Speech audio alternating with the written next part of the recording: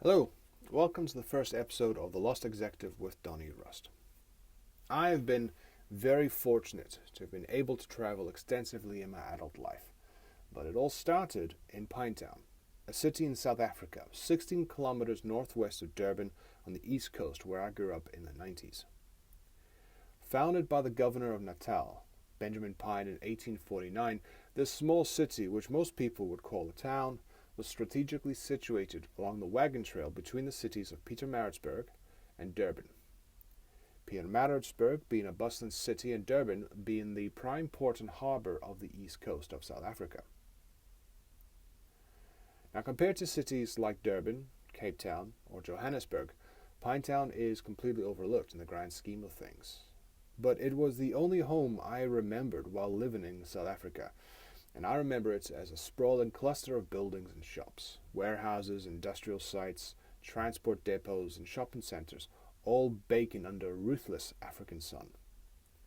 Sanlam Centre, which is a bustling shopping hub, had only just been built when I was old enough to appreciate the Ster-Kinekor cinema and the video game arcade, where I played Mortal Kombat 2 on a gigantic arcade display, back in the day when you had to go to an arcade to play a game because not everyone could afford a PlayStation. It was at that cinema where I watched Titanic, Toy Story, and Harry Potter, Chamber of Secrets for the first time. Also where I watched Matrix, The Matrix, and Blade. It was a very important place for me. But there was so much I didn't know about Pinetown. During the Second Boer War, for example, it was the site of one of many concentration camps set up by the British to house Boer women and children. New Germany, which is a prominent part of Pinetown, was founded in 1848 around a Lutheran church. And that during the Apartheid era, Claremont, which was a freehold black residential zone, fostered political activism and cultural contributions, which would one day directly influence the end of the apartheid regime and bring about the dawn of the new South Africa. For me, it was a place of many firsts. The first time I saw a franchise war between Debonairs Pizza and Scooters Pizza about who could offer the best prices and the biggest pizzas. A gloriously cheesy period of my life that has never been repeated. It was the first for the first democratic election in the country, something that I did not give a shit about because I was 10. The first time I was going to the cinema without parental supervision. The first time I jumped the escalator in Sanlam Centre in rollerblades. The last time I jumped the escalator in Sanlam Centre in rollerblades. And the first time I spent the night in hospital.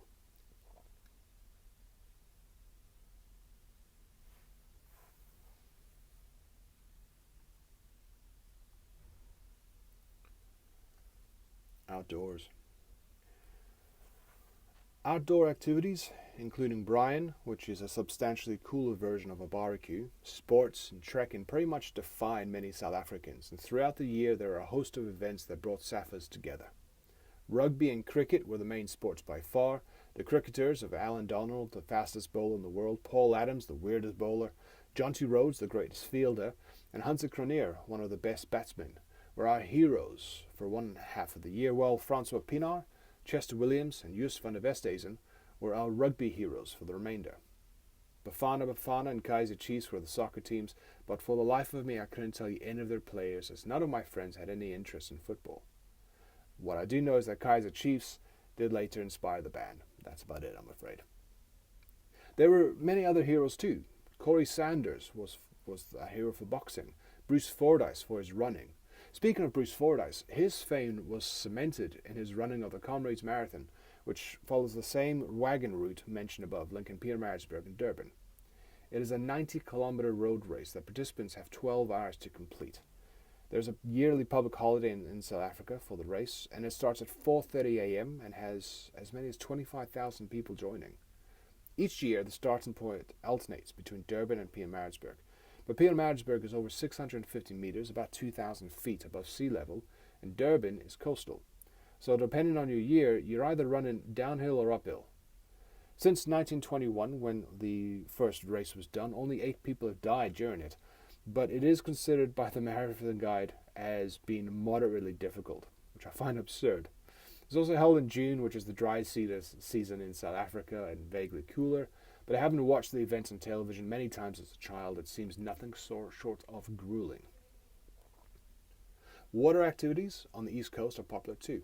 During the wet season, there's an average 1,000 millimeters of rain, and thanks to the influence of the Drakensberg Mountains, as well as a number of damming projects in the 20th century, we were able to spend a great deal of time either on or in the water.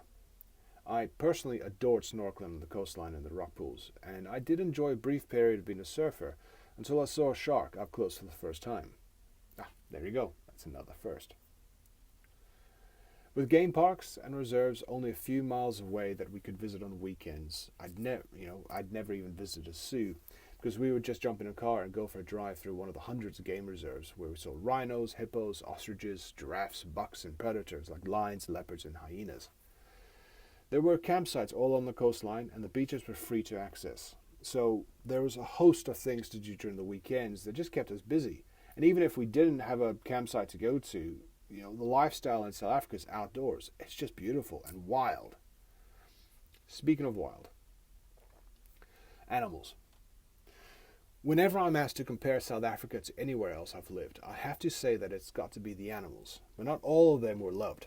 We lived in a suburb called Farnham Ridge, a kilometre or so from Pinetown, in Heaton Nichols Drive, right next to an offshoot of the Umbilo River, and a stone throw away from a 6-lane highway that was said to be cursed. The area was always green, and if the gardens and pathways were not regularly maintained, it would have taken only days full of vegetation to swallow the buildings and the roads whole. The river was lush with vegetation, and home to every form of critter you could imagine. Snakes, well, we had plenty of them. Insects, we had millions of them. In fact, in springtime during mating season, the frogs, toads, crickets, and God knows what else would make so much noise that you'd think a plane was taken off. I live next to an airport now, and it isn't nearly as loud. Vervet monkeys were a definite problem, because the troops of these little bastards had learned how to break into houses by jimmying the latches on the windows, and they'd get inside the house and form a chain and would pass food from the fridges and cupboards up the chain out the window. And don't get me started on mosquitoes and flies. Oh God, the mosquitoes and flies. Living in Britain, you forget about how much you get chowed alive by mozzies in South Africa. When I was a kid, my legs were covered in mosquito bites. I remember one summer, I counted 37 bites on one calf. That's one calf. And the flies, they are everywhere, buzzing around their food, water on your face. It's a nightmare. The windows of our house came with lace drapes to protect us from the insects, and the smell of insect repellent like Doom and Target were regular ones. For the same reason, every household loved their geckos that thrived in the attics and ventilation ducts in the houses, feasting on the insects brought in by our lights. These little lizards were the heroes of our nighttime because they kept us safe from mosquitoes, spiders, all sorts of insects, except for the praying mantises, because those little shits are terrifying. The noise. Until I travelled to Britain, I didn't even know what a double-glazed window was, and I certainly wasn't accustomed to the silence one can find at a home in the UK. Whenever I visit South Africa, I'm always reminded of the noise of the place. It is never silent. At night, you are surrounded by insects on all sides, talking to each other. You have daytime and nighttime birds. There's always a dog barking, always an alarm of some kind going off, always the sound of a siren and gunfire. Music playing, people speaking, and always those fucking hardy-daws.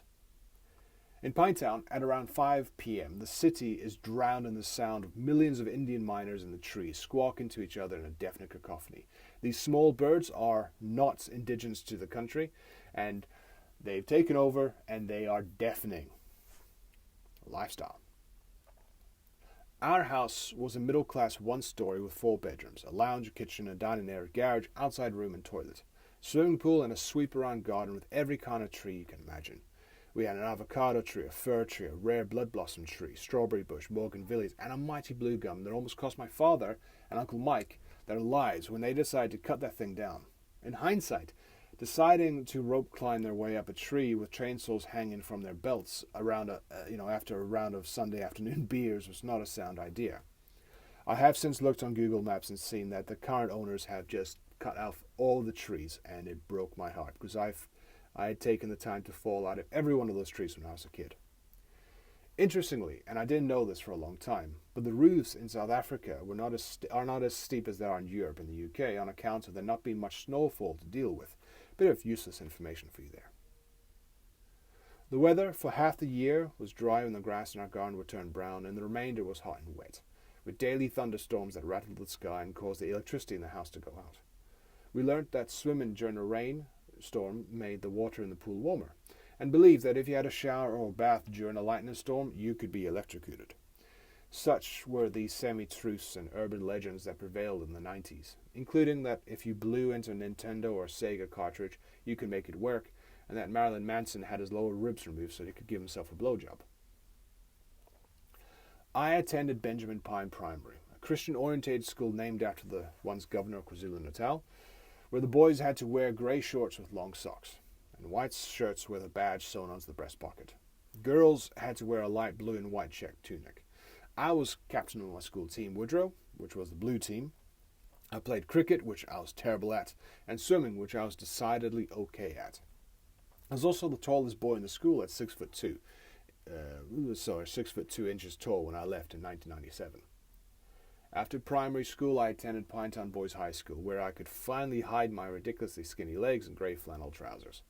The blazer at PBH was royal blue, and the school was a single sex because my sisters haven't attended the school prior to me. And they were also very strict in terms of appearance and conduct. Our shoes had to be polished, and our hair had to be cut in a certain way, and our ties had to be tied in a certain way. In South Africa, the internet was available, but at an additional cost to the phone bill. When we first got access to the internet, we had to pay my father for the usage, which chewed up my allowance pretty fast and cost my dad a small fortune, thanks to the amount of computer viruses we picked up thanks to my searching. I remember the thrill of waiting for that modem to connect and the rage of anyone who dared to pick up the landline phone. This was also the time of printed magazines. You had Cosmopolitan, People, Time, Hustler, Scope, Playboy, Penthouse, FHM, Click, Hayes, Genoot, and You magazine. Some of these titles would be found piled up in stashes in every household and in every doctor's and dentist's office. There were newspapers too that were bought, read, and then used as firelighters or to clean the car windows with. This was prior to CDs, Blu-ray or downloads being a thing, and if you wanted to listen to music, you bought it on cassette tape, and you also bought them with a Bic pen, which only people in the 90s would understand why. Films are watched in VHS tapes with a VCR, and if you wanted to record a show, you had to be there to push record or have one of those more sophisticated models that allowed you to time it. But you only had 3 hours to work with on the tape. We all became experts at cleaning the VCR heads with white spirits to get rid of the dust so that we could watch our shows without static. Again, this is something else that unless you grew up in the period, you don't understand what it means. But this was a genuine thing we had to do. Food. Food in South Africa is a massive part of the culture. There are 11 official languages in South Africa, which gives you an idea of how much culture there is. Each one has a different take on, and each one has a different take on the food. You got the usual ones, burgers, pizzas, Nando's, but it's nothing like what you get in the UK. The UK portions are tiny and so polite. In South Africa, your plate overflows with food. Thanks to this, I grew up fast and I was very well fed. Braais, like I mentioned, are a big thing. Braais are the better version of a barbecue, and they involve a wood and charcoal fire and a grill with every inch covered in meat, from steaks and chops, chicken, boerewors, porkies, which are like sausages, sausages, and of course suds and gravy in a Pyrex dish. These events would attract every family member, neighbour and friend and be huge, and they would involve swimming, eating too much, and getting far, far too much sunshine. The other things. Not everything was great. Not everything was perfect. Our windows had bars in them, and the house had several panic alarms inside that would activate if you pushed them. Our doors had cast iron security doors. Our houses had a guard dog. My dad owned a gun. The police walked around in bulletproof vests with sidearms on their hips and rifles on their backs. The most intense, hardcore police officer you've ever seen on any Netflix show, that was the average day in the life of a South African police officer. There was just no chill. The crime and violence in South Africa remains an issue, and it is not something easily dissected or explained unless you understand the context. By the time I left South Africa in August 2003, I was 19, and I had been mugged at gunpoint 3 times and had seen 2 dead bodies. The first was a gang-related killing of a man in a suburban area in 1998 while I was walking to school. The victim's hands had been bound to a concrete bollard, and a length of chain was wrapped around his neck and locked to the back of a car, which was then driven away. It was a very effective way of killing someone, and I remember that there were so many flies that I could hear them from 100 meters away. The second time was in 2002, when a friend and I caught a taxi to Durban to go to a nightclub and were caught in the middle of a sudden taxi war. We were the only two we were the only two white boys in the place, and the driver shoved us under his vehicle to protect us seconds before being shot and killed. The chaos was sudden and then dissipated. The remaining passengers and drivers got back into the vehicles and departed. We were both 18, and the police. When they arrived, just took our statements and left it at that. We went to the nightclub after. Thanks to this, whenever I speak with my friends from South Africa, we often talk about the low-key PTSD that many South Africans have and how it occasionally reveals itself. You can see it in the spatial awareness when we enter or exit a room of a building, how we like to know who and what is around us. We're very security conscious, and we know that if you don't take control of your life, you're just going to be a statistic. Of course, we have to mention, at the time, AIDS was rife. This uncurable, terrifying disease that promised horrific death. It was used by our school and by religious groups and by the know-it-all Karens of the time to just drive fear and panic into every single child, every single person, because it was just that terrifying. By the late 1990s, South Africa had one of the highest HIV prevalence rates in the world. In 1990, less than 1% of the adult population was infected, but by 1999, this had surged to over 22%. And KwaZulu-Natal, which is where I lived, experienced an even higher infection rate, partly due to factors like high population density, migrant labor, and poverty. Tragically, young women between the ages of 15 and 24 were disproportionately affected, with prevalence rates significantly higher than in their male counterparts. This was due to another component of life in South Africa, which is one of the reasons why South African men are aggressively protective over the women and their lives. At the same time, our sexual education at school was basically, if you have sex before getting married, you will catch AIDS and die. And then we were shown slides of the various ways that people with AIDS can die. This part of the education was so poorly covered that I was an adult before I learned that there were diseases that were treatable or even curable. In fact, I didn't even know what chlamydia, gonorrhea, or syphilis were. They just were never covered. And this was a problem by the education. It was really good in some areas. I went to Pinetown Boys High School, a mathematical high school. So, when I graduated with English Afrikaans, which is the languages, math, science, technical drawing, and art. And a really well-rounded education, but there were just holes in it that were not addressed. Taxi violence was another thing. Taxis need to be explained. They're unlike the taxis you see elsewhere. They are minivans that are independently owned, and they provide an important service in transporting people from their communities to the places of work and back again, because buses and trains aren't always an option. They are predominantly used by blacks and Indians, at least at the time. I'm not sure if they are still used there. I know things have improved, but in the 90s, this is how they were used.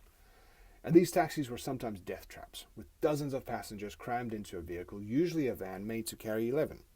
The drivers were always armed, and rival drivers or taxi gangs would not hesitate to enter into all-out gun warfare in broad daylight, with little regard for human life or safety.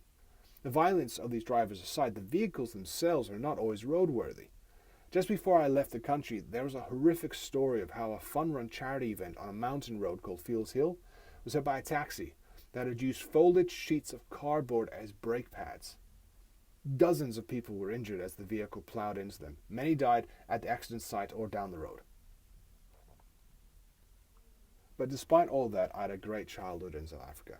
My childhood was characterized by caravan park holidays by the seaside or in the mountains, horseback riding, brides and other family events, sporting days, safaris and mountain climbing, great friends and an endless amount of activities. South Africa in the 90s was a country in flux. We were the rainbow nation, where an entire country was doing its best to put 50 years of apartheid behind us. We had music, culture, history, and so much wildlife. I grew up running after troops of vervet monkeys breaking into our house and stealing the food from our fridge, with Legawans down by the river, the sound of a billion frogs and crickets singing throughout the night during spring and summer. Safari camps at Zululand, snorkeling at Vetch's Pier and Caravan Cove, surfing at Richards Bay, How many people listen to this have had to run from an ostrich like their life depended on it, or been chased across a field by a warthog? How many listeners know that you cannot and should not ever try to ride a zebra, or what it looks like when a herd of springboks suddenly takes flight? I cannot imagine me being who I am today if it wasn't for me growing up in Pinetown. I may have left Pinetown, I may have left Durban, I may have left South Africa, but they have never left me.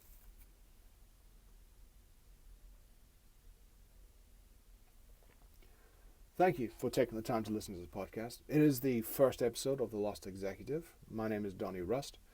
If you are a fan, if you've enjoyed this, please subscribe, or please subscribe, take part, share, like, whatever, however you want to, however you want to show you like the episode. You can comment. I don't mind. Drop me a line. Let me know. Let me know what you think. I look forward to hearing from you, and I look forward to producing more episodes for you. All the best. Much love. Bye-bye now.